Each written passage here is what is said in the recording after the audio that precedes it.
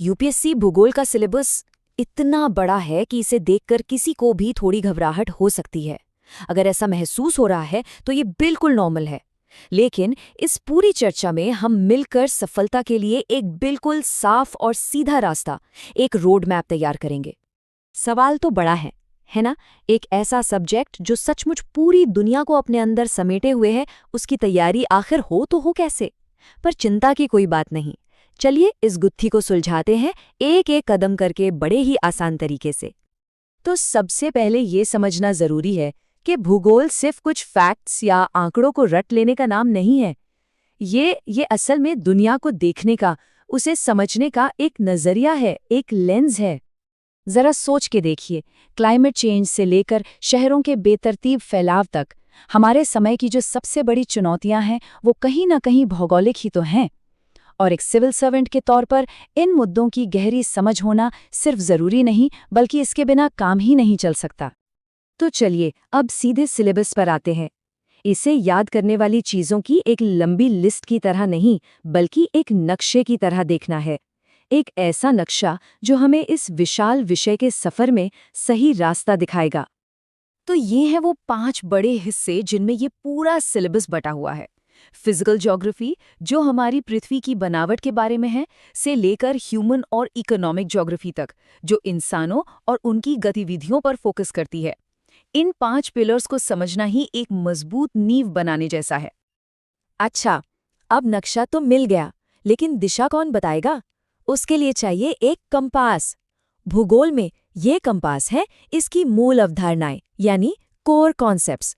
ये वो सिद्धांत हैं जो हर टॉपिक को गहराई से समझने में मदद करते हैं।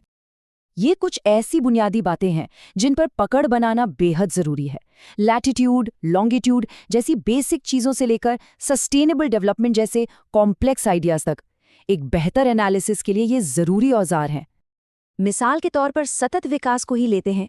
ये सिर्फ एक किताबी शब्द नहीं है, इसका असली मतलब है रिन्यूएबल एनर्जी जैसे समाधान खोजना, जो इकोनॉमी को भी बढ़ाएं और हमारे पर्यावरण को भी बचाएं। बस रट्टा मारने से काम नहीं चलता, इसी लेवल की क्लैरिटी और गहराई में जाना पड़ता है।